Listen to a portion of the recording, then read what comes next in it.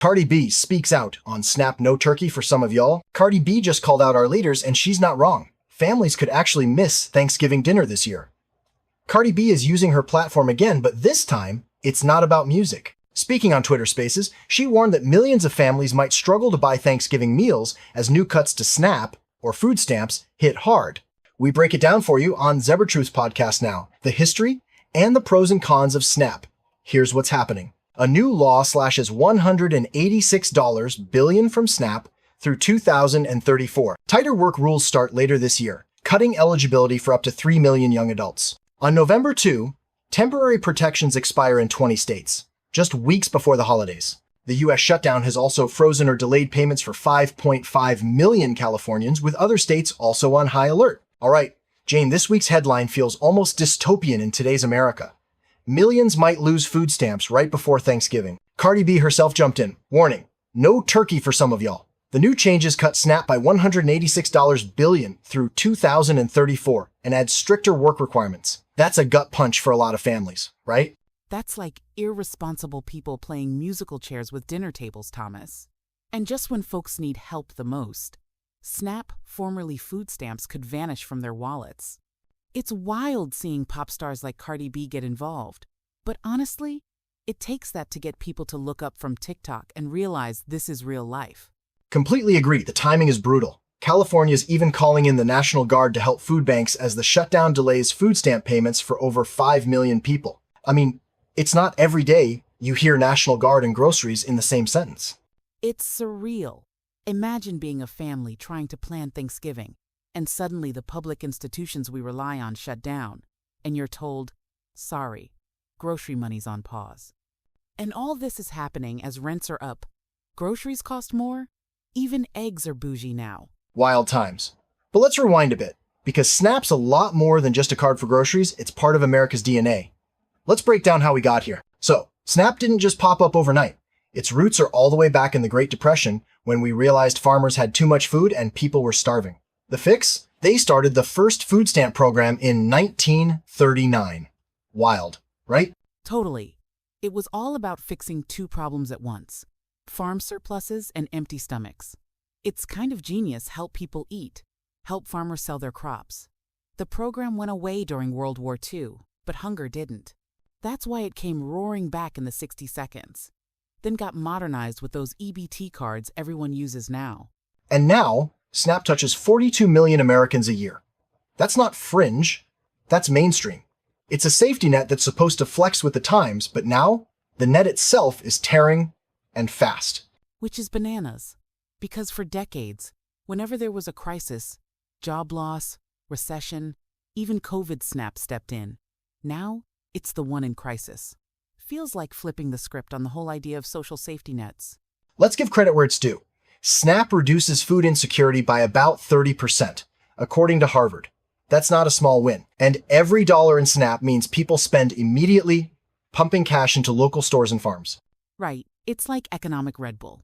If you've ever worked retail or at a grocery store, you feel it when benefit cards hit, people stock up, local business gets a boost. Plus, it's not just families, kids, older folks. People with chronic conditions depend on this.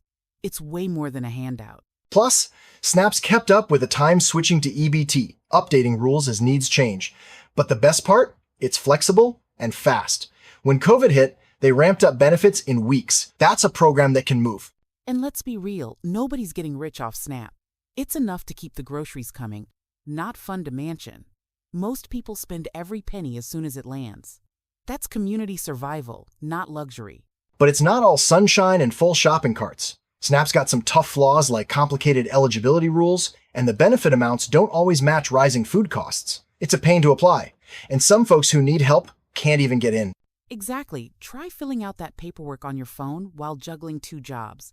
Plus, there's this thing called the benefit cliff. If you earn even a few bucks over the limit, boom, benefits gone. It makes people stuck between a rock and a hard place. Work more and lose help, or hold back to qualify.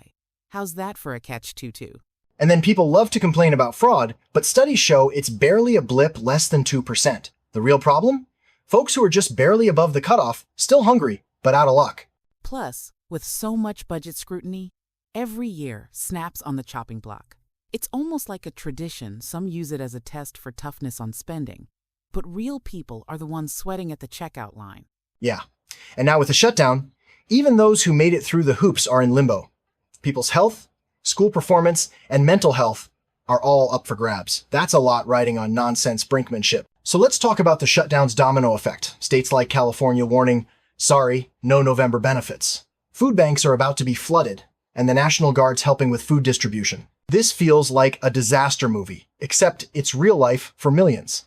It's wild. Like, can you imagine telling your kid you don't know if there'll be groceries next week? It's not just a wallet issue. It's public health. Harvard found that SNAP cuts lead to worse health outcomes. Kids learn less. Folks with diabetes skip meds. The ripple effect is huge. And local economies take a hit too. That $1.1 billion a month in California alone doesn't just evaporate. Stores, farmers, truckers, they all lose business. It's the hidden cost nobody tweets about. It's like society's stress test. What do we do when the safety net shreds? Some policymakers say stricter rules will incentivize work. But when jobs are scarce, or you're sick, or just got laid off, that sounds like a bad joke. Sometimes it's not laziness. It's life being messy. Some people listening might think, well, I'm not on SNAP, so why does this matter to me? But here's the thing. Odds are, someone in your circle is, plus, food programs touch the whole economy. When benefits drop, business drops, and everyone feels it eventually. Not to mention, if you care about fairness or want to shake up broken systems, this is your arena. Policy literacy isn't just for old folks. It's about knowing the rules so you can hack them, change them, or at least not get blindsided. If you're socially plugged in, you could even help design better solutions, maybe a SNAP app that actually works. And life's unpredictable. You may never use SNAP now, but a layoff, health scare, or recession could flip the script. Understanding how the safety net works means you're ready to advocate for yourself or your community when it counts. Plus, the louder young people get about these issues, the harder they are to ignore. So whether you're coding in your dorm, working retail, or just doom scrolling, this is your world too. Why not have a say in how the safety net works? All right, Jane, if there's one thing I'm taking away, it's that SNAP is kind of an allegory for democracy itself. Messy, imperfect, but vital. The way we treat our most vulnerable says everything about our country's core values. We're all connected, whether we notice or not. And if we can't keep people fed, what hope do we have for the bigger stuff? But hey, it's not all doom-scrolling young voices.